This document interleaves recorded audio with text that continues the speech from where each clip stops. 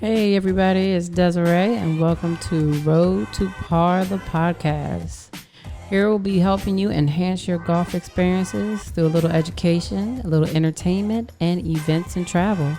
So stay tuned. We have some live interviews that'll be coming up and just talking more in depth about the golf community and where we are, where we've been, and where we're going.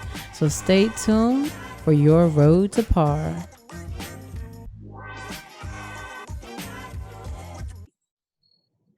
Hey, everybody, it's your girl Desiree, and welcome to Road to Par, the podcast. I am so excited this evening. We have a very special guest.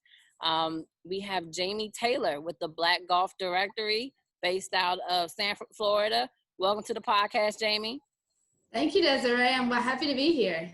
Listen, I'm so excited. I will tell you that when I first started playing golf, even though I'm coming from DC, which was formerly known as Chocolate City, I didn't have a lot of black golf friends, right? So I'm like, okay, here I am, this little black girl out here trying to learn golf, and all I see is non-black people playing. Where do I find us? And so here you are, you've created a directory. Like, I'm just amazed. How does this get started? Well, like you, I shouldn't say like you. I've been in golf probably since, I don't know, I was definitely since I was a kid. So I was fortunate to actually be around a lot of diversity in the golf world growing up, just through programs similar but pre First Tee. Okay. So I grew up actually in a program called Greater Cleveland Junior Golf Scholarship Fund, which is still existed. It's in its 40th year. I'm currently the president. Wow, congrats. Yeah. So through that organization, because they were recruiting Black kids and minorities in that area, I was able to see a lot of us as I grew up, even in competition. But when I became, and I'm skipping a whole lot of stuff in between, but when I became a head golf professional, or my title was clubhouse manager for 2 golf courses in the Cleveland area for Cleveland Metro Parks, that's where you could really see the disparity, because I went from like being used to being around at least a few of us to now I'm the only Black pro with the Cleveland Metro Parks. You know, the course that I ran, particularly in this southern part of Cleveland, was called Seneca. The community itself was like, I think 3% or less minority. So, you know, just being there, I kind of felt that way. Like, where's the others? And of course, people were coming to our course saying like, this is the Black unicorn we heard of. We never knew there was a Black female pro in Cleveland. So from that experience, I realized that this is typical, right? This is the typical scenario of people going to the golf course, not seeing many of us, definitely not seeing many of us teaching or running facilities. And so when I left in 2015 to go down to Florida at LPGA, that's when I said, you know, I got to find a way to help people find more of us, because I couldn't even find others like me that easily. So that's what led to me wanting to do this website. So, I mean, and that's a lot. I mean, and as you said, you skipped a few things. And so I do want to come back on a couple of them. So Golf Pro now, and also heard LPGA. So are you LPGA Pro? Correct. So I'm an LPGA professional. It's formerly known as LPGA Teaching Club Professional. So I got certified back in 2010. And through that, I teach golf. I run golf. I've run golf courses, and I have the knowledge of the golf game. Now, tour player, totally different. I do not play golf for a living. Yes, I am competent at golf, but a lot of people assume that I'm at that level playing wise, and I'm not there, and I'm okay with that. That is perfectly fine. I have nothing to prove, but I at least use golf to take care of getting me to this point in my life where I get to enjoy what I do every day. Well, I mean, listen, that's probably like the dream job right there. First of all, I would love to pack up and move to Florida and be surrounded by golf courses and beautiful sunshine. But, and I want to talk about a little bit more, because it's like, when you were in Cleveland, right? In reference to, you went from being around a lot of us, as in Black people, and then once you took the next step within the golf industry, you said we were barely there. I mean, like, so, and we've been talking a lot about race relations, We've been talking a lot about golf. How is that shift, and how do we continue the shift to bring the people in one side over to the other side? How do we elevate us to see us more in that side, on that side? That's a great question. I mean, I can tell you the shift started somewhat early, but the program I grew up in, like I said, I was surrounded by other Black kids. The intention of the program, Greater Cleveland Junior Golf, was to bring more minorities into the game. So that was the reason why I was surrounded by many of us. And then at that particular time, this was like the 90s going into the 2000s, but really mostly the 90s, you had a lot more families playing golf. So a lot of the kids, their mother or father or both played the game. And this is pre-Tiger kind of era. Mm-hmm. And so it was like, that's how we all grew up. But then as Tiger came along, then you got this surge of like young people whose parents didn't know a thing about the game of golf, especially in our community. And they just thought, oh, I'll drop them off at this golf program. They'll get like Tiger. And that wasn't the case. So unfortunately, the competitive level that, we had when I was growing up, where you had kids who like had the skills to make it, or at least, you had the Shasta Everharts, I grew up with those kids. When you had them coming up, you were like, wow, these people might make it. Well, now it's like people get into the game, but it's like they're playing basketball, they're doing so many other things. They don't really put the time in to get there. And so I get to that point to say, when I left my junior program to go play in like AJGA events, which came around at the time, and some of those, I would be the only one.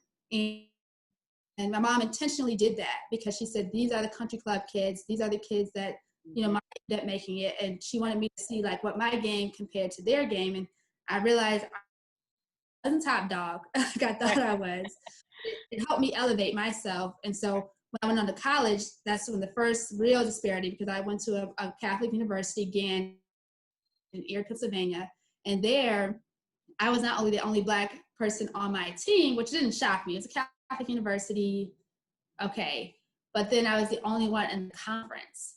And so I thought that was pretty interesting because you got like, I don't know how many kids, basically 10 schools, maybe more in a conference, and I'm the only one. And so from that point, that's when the disparity just kept going. And as far as what I would say would be a possible solution to that, I think education.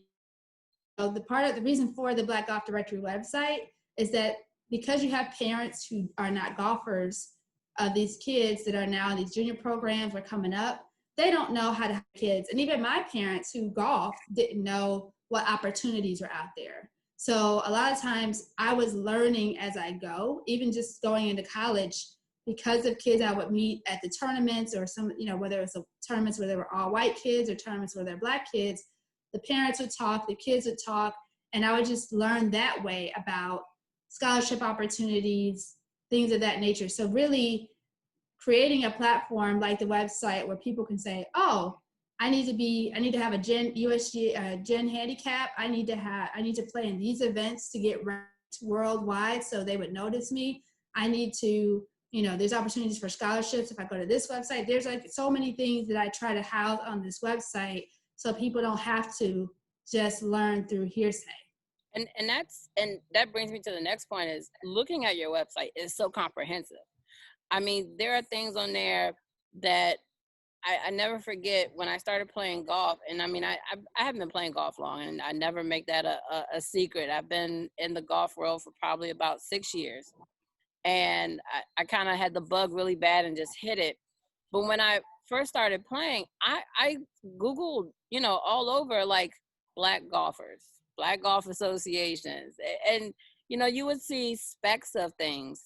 But I will tell you, from then, 6 years ago to now, it is amazing how much we are starting to find each other, not just in our communities. And so when I saw all that you've been doing, and I saw the initial start, right? I saw the reach out, and was like, hey, this thing is happening.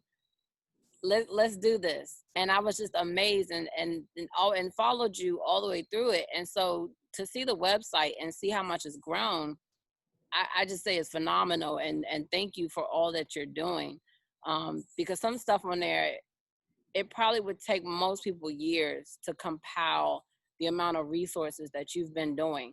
So like, have you been getting like just all kinds of stuff in your inbox, like, groups and teachers, and how does that work? You're probably getting from like all across the country, aren't you? I mean, the way it started out, I, started with what I know. So things that, again, being an LPGA professional and working for the industry, because my day job is working at the LPGA, Right. I'm privy to some things that I know the average person wouldn't be privy to. Like, I know people who can tell me, like, these are PGA, there's actually a website where you can find certified PGA professionals. But I can be honest with you, if you Google that, it may be something you have to dig through to find. Same thing with the LPGA professionals.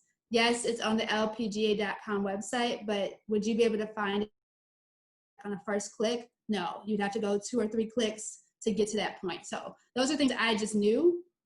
And then as far as like all the amateur groups and the junior golf programs, I did some Googling, but again, because of my background, I had some understanding as to like keywords or things that I need to look for.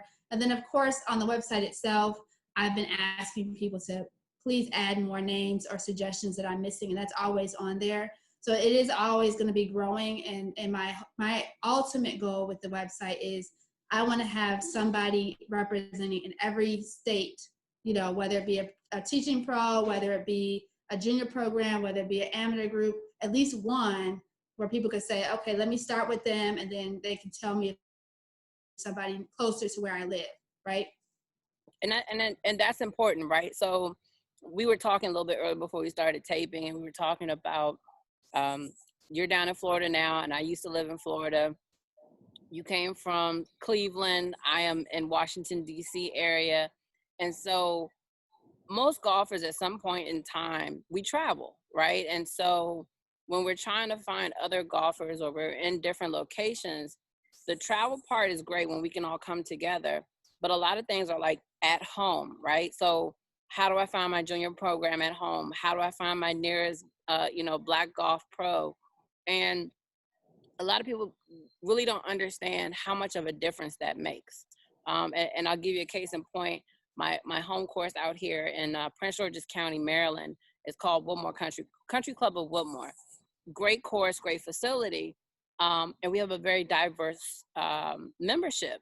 And I will tell you, it would be amazing if we had a Black golf professional running this place, because it would actually show more of the demographic that not just our players out here and members, but that actually live out here. And I think that representation is something that a lot of us are longing to see, to understand even more about the game that we love so much. No, I agree with you 100%. And, it sounds like, you're nominating yourself for that role, which I would be happy to assist you and getting that certification.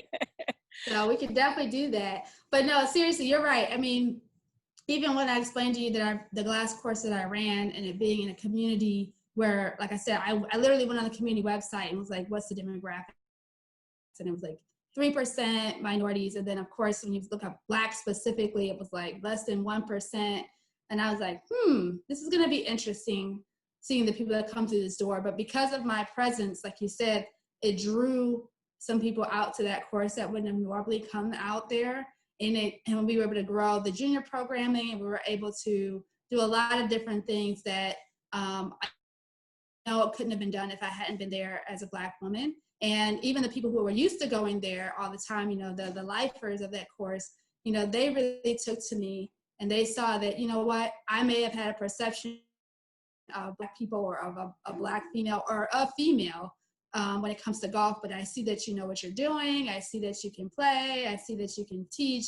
And so then we had a rapport. So it really was beneficial in many ways beyond just me having the opportunity to be able to run that golf course. Well, I mean, first of all, I mean, you're definitely among my sheroes, because I know we were on a call recently with a number of other Black women who are professionals in the industry.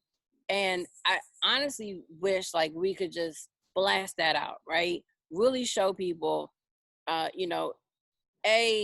this industry needs us. I mean, to be quite honest, I mean, that's just my opinion about it. But I honestly say, the golf industry has been struggling for years. And obviously now with COVID, we're in this really great time. But eventually, once COVID goes away, which we hope is soon, and we get back to the norm, we have to keep people engaged. And by keeping people engaged, we can't shut people out. And people like yourself who are continuing to bridge that gap, I mean, it's just invaluable. I mean, when I look at the website, which is phenomenal, guys, you have to check out Black Golf Directory. Is it blackgolfdirectory.com? Yes, blackgolfdirectory.com. Yeah, I mean, it's comprehensive. I love the artwork, because I saw some artwork on there that was pretty phenomenal. But also, and we haven't touched on it yet, you also have a podcast, right? Yeah, so in the process of thinking I was just going to do a website and be done with this whole thing, I've gotten a lot of people who reached out like yourself and said, I love what you're doing.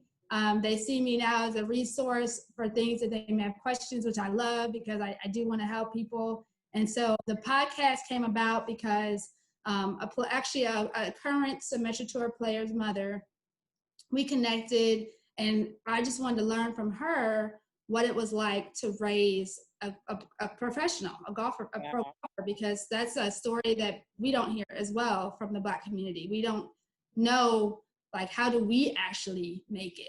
And so, in hearing her story, I was like, man, I got to write this blog. I got to do this, whatever. And she said, why don't you just do a podcast? And I was like, podcast? I'm like, that's not something I've done before, but I've never been afraid to try anything. So I said, I'll dabble and do this. And so from there, and highlighting her and telling that story, it led me to, obviously there's so many other stories out there of Black professionals and people helping Black professionals that I just wanted to share those stories and hopefully use that podcast as a tool to educate people from their perspective.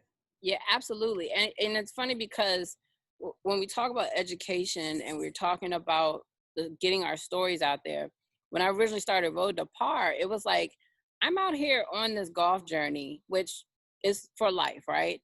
And I'm learning so many great things. And I realized there's so much information that I just wanted to share with other people because they didn't know. I went to a golf school that was like an almost 2-year program called the Golf Academy of America, no longer around. But once again, here I was, Black girl in a school with maybe, I don't know, I would see maybe 2 other Black people. And I mean, the program was a nice size. And so it was like, here's an opportunity for other career paths. Here's an opportunity where, as you've shown on your podcast, yes, you have your tour players, but you have your caddies. You have, people working in the clubhouse. You have people with organizations and all kinds of things. And so I just felt like there's so many other levels to this. And I just applaud all the work that you've done to bring that out, because that is what we really need to see to encourage and grow the game, from my point of view.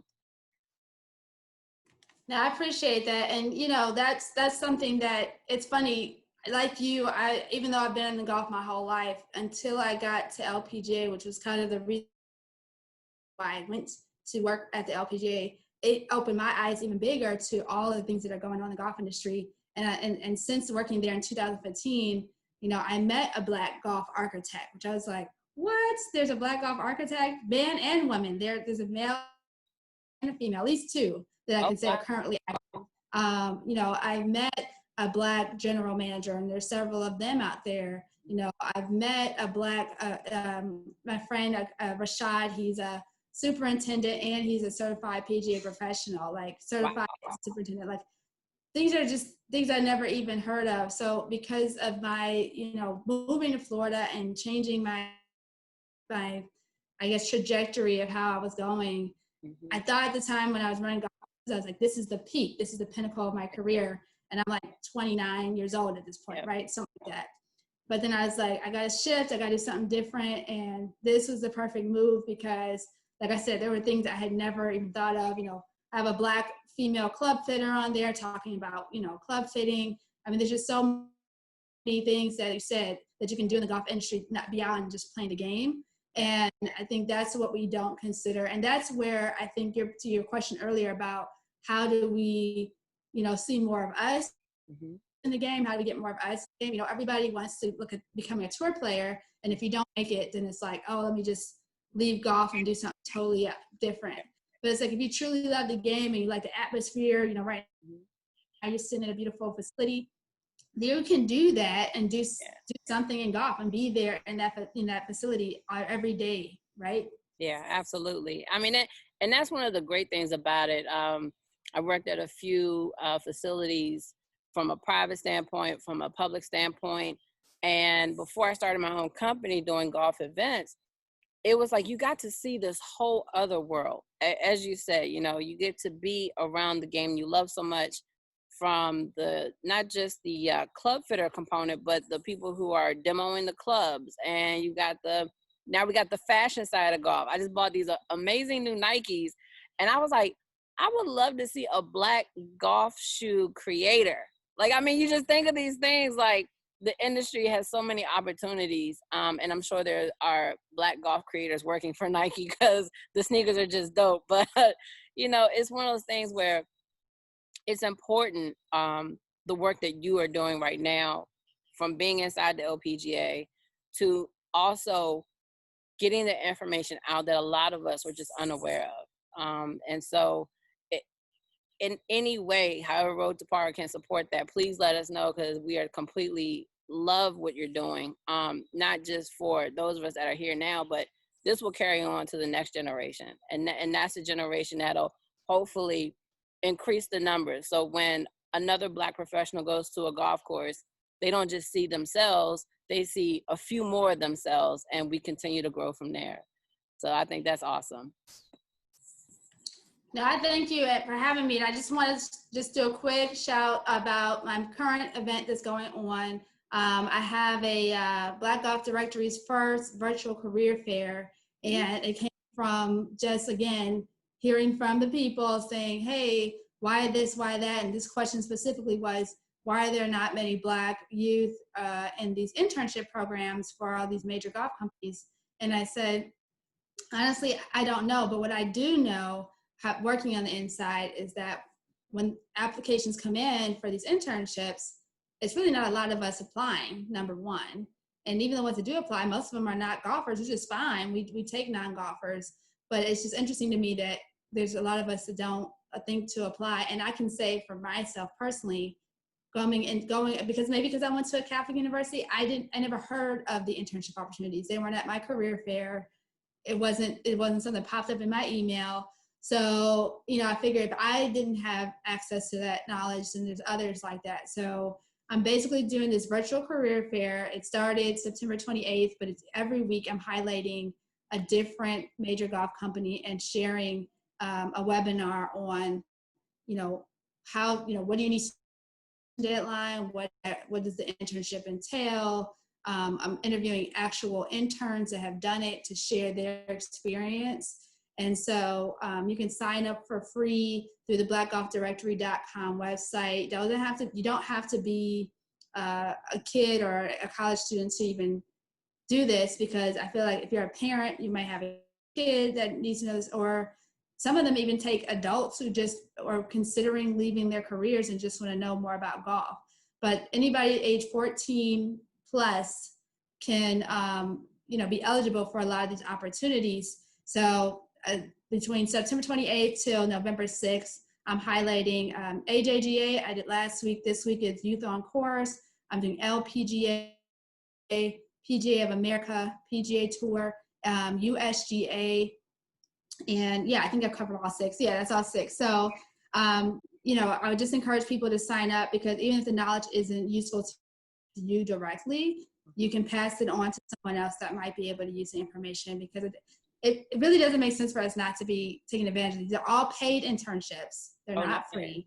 Nice. A lot of them allow you to travel all over the country. I mean, it's insane, what opportunities are. And it's corporate jobs. So they're not like, you're playing golf or something. It's like at the bag accounting. drop. Yeah, you're doing accounting, HR, marketing, event planning, so it's, if you're in any field that you want to do in a sports industry or corporate America, these internships are applicable. Now, let me ask you this, because one of the things I think about, and you hit something too, I think that was important, is that they're paid internships, which sometimes can be a barrier to internships in different locations. But also, are there any partnerships currently with HBCUs? And I know that you have certain things listed on the Black Golf Directory, but in reference to the job component, are there partnerships that are starting from this as well? Yeah, so the HBCUs, that's actually, so they typically have gone to the HBCU career fairs, a lot of these organizations, and they're building those relationships even more because they don't want to just target the golf team. They want to target the entire student body at the HBCUs and make it clear that this is not a golf only job. This is for any, like I said, anybody who's looking to go into like an admin type of roles. But I will say that they do a special event for the PGA Works event, which is a HBCU team event competition. Okay. And they bring all of the major golf companies in, and not just the ones I listed, but others. And they do talk to those students specifically about opportunities in golf because, to make it in golf as a tour player, it's I don't want to say it's a crapshoot, but it's tough. I mean, we've talked to people, I'm sure, and it's like, you got to pay for travel. You got to go here. You got to go there. I literally just had this conversation where I was explaining to somebody the tour life, or the life of a tour player, is not as glamorous as people think, right? So you're playing these tournaments almost year round. You're constantly on the road. I mean, you're chasing after it, because I was talking about like how Bryson DeChambeau had just won. And I was like, but he spent years crafting that, literally had to change his whole workout body and everything. And who knows what happened behind the scenes for him to get there. And so I love the fact that we are adding golf to our major sports, especially as African Americans. But I also think it's one of those things where just because we're adding the sport does not mean the struggle is still not there. Right. And I think that's important for people to understand, because one of the things that we really haven't touched on a lot is that, and I'm not sure of your experience, but as African Americans, a lot of times, at least in the history and even parts of today, we still have to make our own way in places that weren't necessarily designed for us. And I'm sure you have your own stories, from things that you've seen and have gone through. But, you come to a clubhouse as a player, it's one look. But sometimes you come as the person working there, that's a whole nother look. And that's a whole nother topic for another time. But I think it's important for our young people to know that these spaces should always be for them. And I think that's important with these events that have hiring coming up too. And that's important. Yeah, and it's funny you say that, because I think about, I've actually been to clubs that I've played in, either in college or, private facilities. And when I went to player, I came there with that perception of, I'm here as a guest, I'm playing this event, I have to follow the rules. And you're kind of cautious in how you maneuver, because you don't want to rock the boat. You don't want to do anything wrong. You don't know if you're going to do anything wrong. And I'll just give you an example. One of the rules of this club is you can't have a cell phone like on the premises outside of your room. So, if you're walking around in the parking lot on a cell phone, you might have somebody come to you and be like, "Excuse me, ma'am, we don't allow cell phones on the premises." And it's like, whoa. But that same place, I want to say somewhere around 10 years later, I went there to do an event as an LPGA teacher, as a staff member. I had to run this event. And because I was there as a staff member, I was moving differently, because I had to get stuff done and I needed their help. And it was like, I wasn't thinking like, I need to follow these rules. It was more like, they are here to help me do this event. So I was a little bit, I don't know if I was just a little bit more confident, but it was funny because nobody stopped me. Nobody like questioned me. And I was going into like the kitchen. I was in the basement. I was all over the place. I was like, I can't believe I'm doing this. And I, back when I first got there, I would have never just walked around. Right. So I'm not telling people to go willy-nilly, but I think also we have to, with our own self, think in our head, like, I belong here. I'm supposed to be here. Yes. Because sometimes we get in our own way when we get to these facilities, and that's just it's not a Black person thing. It's anybody who's new to golf is always hesitant that they don't want to do anything wrong. And so we have to kind of go into these situations like, hey, I'm here to learn, and it's okay if I make these mistakes, and just do what you do. Yeah, and that's a great point, because I've seen that in the past, and I've also felt it, right? So you're like, all right, I'm the only Black girl here. Let me figure it out. Let me take my time. But then it's like, no, I'm here just like everyone else, either to work or either to play. And so I think it's important for us to understand that, like, and I also say this too, we belong wherever we want to be, point blank, period. Our ancestors, the people who have worked so hard, who are still here and still fighting for us to be in these spaces, have done such an amazing job in making sure that someone got there at some point. So by the time we get there, please do know it is for us to be there. And so, and you're definitely one of those people added to that list now because of all the amazing work that you do and have done. And I think your story is just very inspirational, and looking forward to hearing more from you and from the Black Golf Directory and from the LPGA side, because I think that's important too. We don't have a lot of Black female LPGA teachers like we should. And I'll say that's pretty cool what you're doing. Yeah, well, I'm going to bring you in the fold, Desiree. So I'll be shouting you out soon enough, because I'm on a mission to make that change as well. So, well, it's funny. I have an LPGA story. We'll have to do it offline, but I will say it's a great organization. I was blessed to take a test maybe a few years ago, and I passed, and I did not follow through. But you might be on to something there. I might need to switch that up. So looking forward to talking about that soon. Absolutely. Awesome. Well, I appreciate you just having me on, and, anytime you need me to, share any knowledge, obviously I'd love to come back. Vice versa, I'd love to have you on the podcast, because I'm doing things. Right now I'm doing the virtual career fair, but I eventually want to get into other things about what Black people are doing in the business side of golf, having their own like events, things of that nature, because I think, like I said, we don't think that far outside the box sometimes. We're so like tunnel vision when it comes to this type of this industry. So listen, I would love to come back and talk more about it, because there's been so many things I see from this side that I would have never seen on, from a teaching side, that I think are pretty cool and just keeping people engaged. But I will say, you have on a pretty cool shirt. Do you have one, or you could show me? Look at it, black. Oh man, listen, I need to get that shirt. I don't know how I'm gonna do it. Matter of fact, is it on the website? That's my next question, because that's a dope shirt.